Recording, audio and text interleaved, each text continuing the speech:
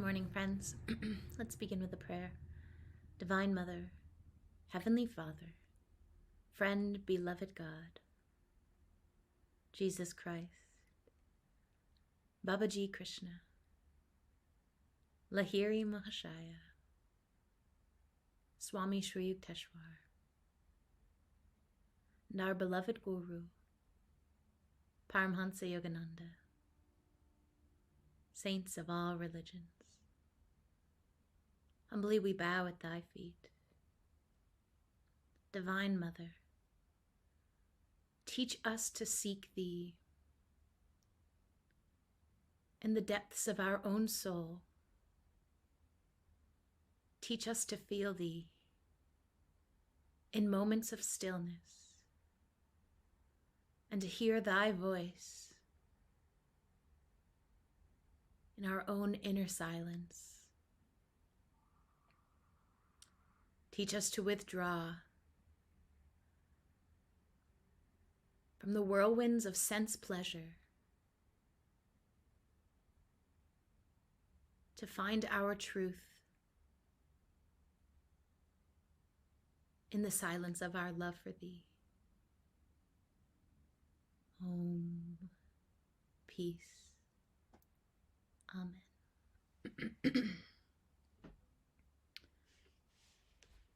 Begin with a chant today, which harkens to the spirit of seeking God within and feeling God in those places of our own inner silence and our own inner depth. I want only thee. The words are simple. I want only thee, Lord, thee, only thee. A cry from the soul to cut the sense telephones, the sensory-based wires that are drawing us out into the world, and to feel Divine Mother in those places of stillness and silence.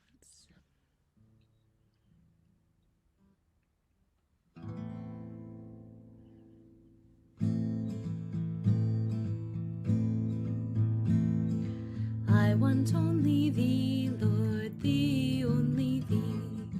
I want only thee, Lord, thee, only thee. I want only thee, Lord, thee, only thee. I want only thee, Lord, thee, only thee. I want only thee, Lord, thee, only thee. I want only thee, Lord, thee, only thee. I want only thee,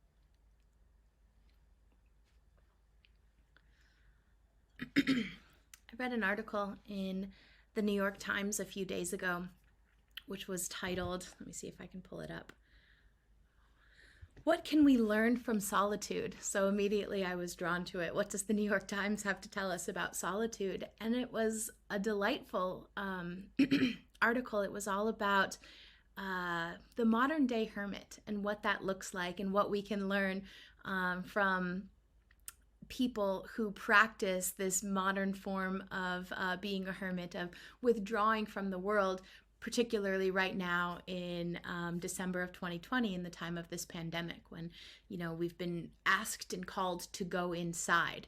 And for so many people, that's a term that we, as spiritual seekers, and particularly those people who are familiar with the path of Ananda, we hear that term all the time. Go inside, just go inside. But imagine just saying that to somebody out on the street who's unhappy, a friend who doesn't have a spiritual practice and they're asking you for help, and you say, well, just go inside. What does that mean? Where are we going? What am I looking for? I'm reminded of one of my favorite stories that Paramahansa Yogananda used to tell of the musk deer in the mountains. And these musk deer, they have a pod or a pocket in their own being, which smells like that beautiful smell of the musk. And he's told the story about how these deer, they spend their whole life trying to seek this smell, this beautiful smell of the musk, and they're always out looking for it and trying to find it, and in some cases hurling themselves off of cliffs in search of it, and just kind of driving themselves crazy trying to find it. And he ends the story by saying what they didn't realize and what they never knew was that it was coming from within themselves. And he uses that as the analogy for each one of us, that we're out here in the world struggling and striving and trying to find that the essence of what will bring us happiness, of what will bring us lasting peace, and what will bring us bliss and joy. And we're reaching and striving and grabbing for those things that are outside of us, metaphorically hurling ourselves off of the spiritual cliffs in search of that which is going to bring lasting happiness, when just like the musk deer, it's been inside of us all along. And this article did a really wonderful job of just talking about the essence of what that is. It's centered on a couple who is a retired Catholic priest and a retired nun who found each other later in life and got together, and they now are romantically involved, as well as they've created this internet-based community, which is all about modern hermits and what it means to live in solitude and what it means to have a contemplative-based lifestyle where we're not caught up in the busyness and the jumble and the chaos of the world every day, and it was talking about what do we do at times like this, and their number one piece of advice was be in nature, find quiet and be in nature. And we'll come back to that. We'll put a little pin in that for a moment, talk about how that relates back to the teachings that Swami Kriyananda and Paramahansa Yogananda have given to us. But what I found throughout the midst of it was twice now in my life, a new term has come up for me. The first was in this article, and then the second was in this sweet little book on Saint Teresa of Avila that I have been reading. And it's a Latin term called Letico Divine, let me see if I can say it properly, Letico Divinia. And Letico Divinia is a Christian-based practice of how to read. And the essence of it is you read something, then you pray, then you meditate, and then you contemplate. And this came up in the article because one of the women who was featured in the article said that she has brought this practice into her own life, and not just with spiritually based books and reading material. She was talking about using this practice with Harry Potter, which is a book series that she particularly loved. And she said, I've been practicing in that same way, this Letico Divinia of reading, then stopping and praying in whatever form that means, communicating with a higher power, meditating on the thoughts that come up, and then reflecting and contemplating on it. And she was talking about how, in a modern world, this was the comparison of this couple who lived in the rural woods in, I think, North Dakota, and then this woman who was living in New York City who was practicing this same practice of withdrawing within, of finding quiet and finding silence, even in the midst of a busy, bustling city. And what she was talking about was just that feeling of calmness and peace that came as a result of being thoughtful and reflective and slowing down in that process. And as I was considering what that practice meant for our reading material, whether again it's a spiritually based book that we're reading, text that we're reading, or whether it's Harry Potter or some other fun book that we're enjoying, that comparison and that process of read or observe, witness, reflect, or observe or witness, pray, meditate, contemplate, it's the perfect recipe for each one of us who are trying to seek stillness, who are trying to seek moments of quiet out in the world. We don't all get to just retreat from the world. We're being called into the world to raise our families, to work in our businesses, to interact in whatever ways with the larger community and the larger global network of human beings that we all have and that we all share together. We don't have what some might call the luxury of just retreating back. Not all of us do. Sometimes the idea of just building a little cabin in the forest and living your life quietly and walking out in nature every day, it feels idyllic, but for most of us, that's not our karma. Our karma has us here in the world. So how do we practice these same processes? How do we find those moments of seclusion, even when we're not in the midst of an actual literal seclusion? Perhaps we take seclusion once a year, once a month, once a week, whatever we may be able to do. But in those moments where we're in the midst of our bustling and busy day, what does it look like to retreat from those, as Yogananda called them, sense telephones, and to just pull within and to be reflective and contemplative of all of what's happening around us? Because those moments of stillness, when we get quiet, instead of just letting the mind run, or instead of just moving from one activity to another throughout our day, those moments where we can take a pause, we can take a breath, metaphorically and literally, pausing in those moments, that's the moment that God has the space to enter into our lives. Right? And we can all recognize what that means and what that looks like. Think about the last time you've had a really busy day. For me, it was just about a week ago. We had a holiday and there was just a lot going on over the holiday. And I was up at 5 o'clock and out the door by 6:15 and just running until about 2 or 3 o'clock in the afternoon, just one thing after another, but buzzing through. And I stopped and, I was with many friends and laughing and having a joyful time. But I realized when I finally was able to stop and slow down that even though my day was wonderful and fun and uplifting with lots of laughter and lots of joy, I hadn't really held a lot of space for God to be with me. I hadn't really held a lot of space to keep Divine Mother in my consciousness at that time. If I had just in the midst of cooking or, driving or running and delivering errands and things like that, if I had just stopped and taken a breath, if I had prayed for a moment, meditated for a moment, contemplated on my current situation and my circumstance, here I am in the car driving over to a dear friend's house. Let me just feel a moment of gratitude that I get to drive over and deliver this food to her on Thanksgiving. If we take those moments to pause throughout our day, then we're inviting the divine into that process, and we're suppressing the ego's hold on us just for a moment, right? And this is where, even if we're talking about our meditation practice and we're practicing Hung Sa and we're just watching the breath, we're observing and watching the breath, those moments of pause, those moments of stillness, we find that they get longer and longer the more that our mind can begin to relax, because the mind, the body, and the breath are all connected to one another. It's all energy that's flowing through our body.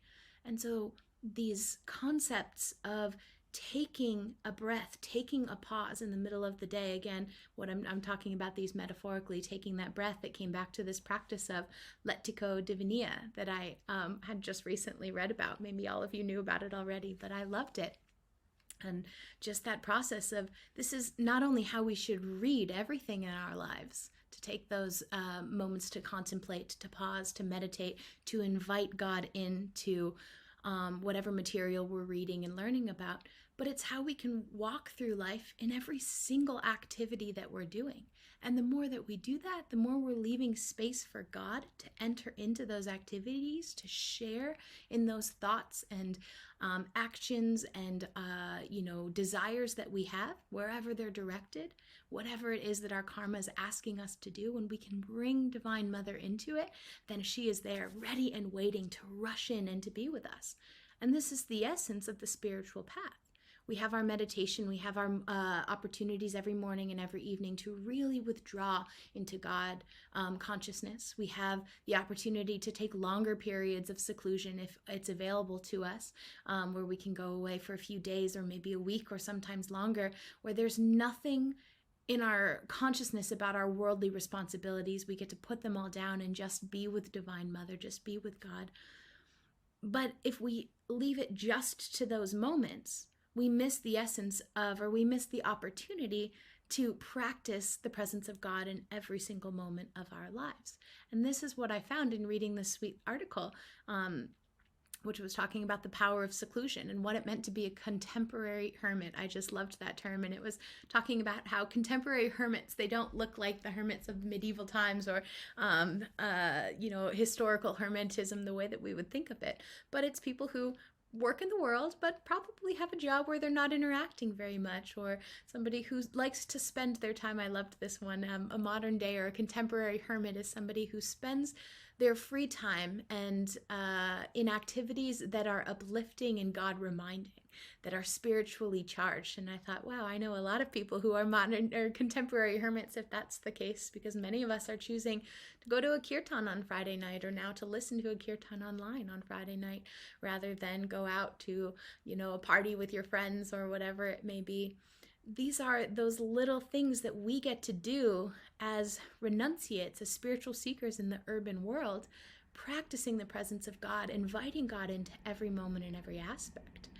And it's an important thing for us to remember to do, because if we're on autopilot, then the ego is in charge, right?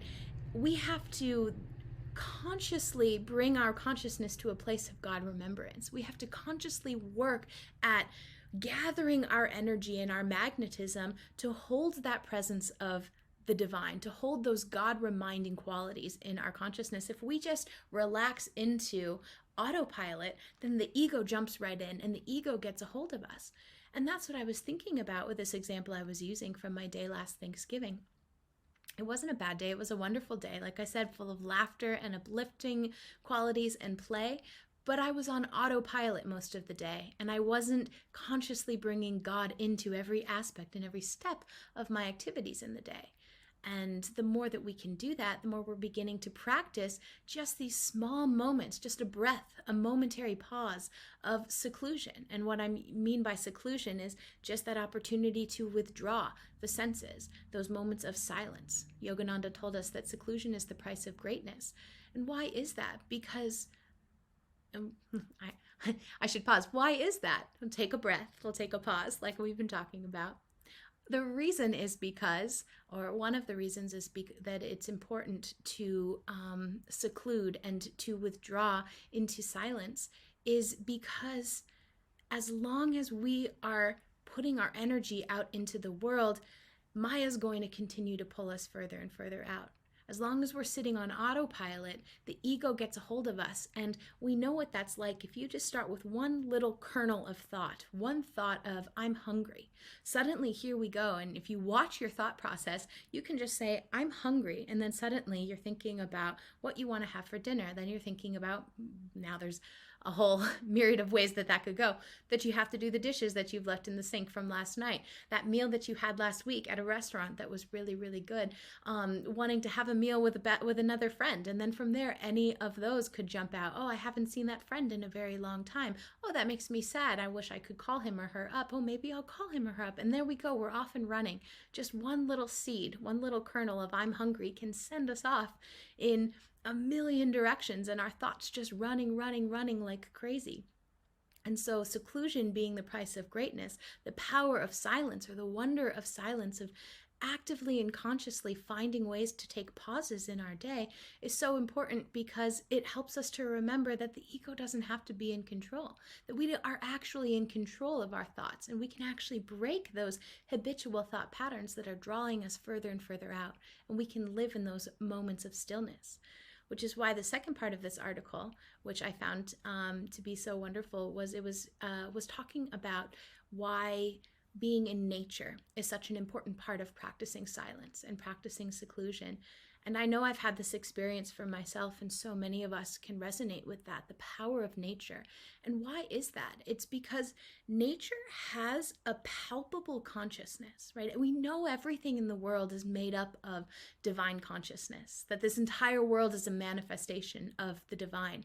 But particularly when we're in nature, that consciousness is palpable. The trees, the rocks, the streams, the birds, whatever it is that we're hearing, wherever we are in nature, you can really feel the resonance of that consciousness. And yet, what we notice in nature, particularly in the plants and flowers and streams and brooks, is that there's no kernel of ego in that consciousness. So it's a palpable consciousness that we can feel. It's divine consciousness vibrating out from all of the natural world that is around us, but the ego isn't there. And so our ego has nothing to resonate with, sort of that idea of like throwing something and then having it just bounce off and back, right? If it doesn't have any ego, if you're throwing your ego consciousness at a tree, there's nothing there to absorb it, because the tree itself doesn't have any ego. So we're just relaxing into the silence and the stillness of this palpable vibration of divine consciousness. And that's such a powerful thing for us to do, because again, we live in a world that's always asking us to affirm our ego consciousness, that's always asking us to compare ourselves to the people around us, to compare ourselves to our likes and dislikes, to compare yesterday's meal to today's meal, and so on and so forth. We're always being asked in the urban world to affirm our ego state of consciousness. But nature, it actually is an invitation to do just the opposite. It asks us to put down our ego consciousness, to just feel the beauty and the resonance of the divine that's all around us. And these moments of pause, whether they're actual moments of silence, whether it's this practice of observing, praying, meditating, contemplating, and inviting pauses and moments of stillness into our day, whether it's getting out once a week in nature to feel the beauty and the resonance of that divine consciousness, this is the opportunity that we have each day to come back to what Yogananda tells us. Seclusion is the price of greatness. Seclusion, quiet, pulling in, withdrawing our energy out of that entanglement of ego consciousness, is such a powerful practice for each one of us. And the more that we practice that, the more we habituate that, the more that we get to move through our world and our daily activities and the responsibilities that we have with God in mind, practicing the presence of God. It's a habit that we need to maintain, because again, if we just go on autopilot, the ego gets to be in charge. But if we're consciously bringing pauses, if we're consciously inviting God in, if we're practicing silence, both literally in silence in terms of how we're speaking and interacting with people, but also that state of emotional silence, that state of silence within our own heart and our own being, then we're just offering God a greater and greater opportunity to share in our joy, to be present with us, to guide us, to whisper to us, and to fill us with his love and his joy. God bless you.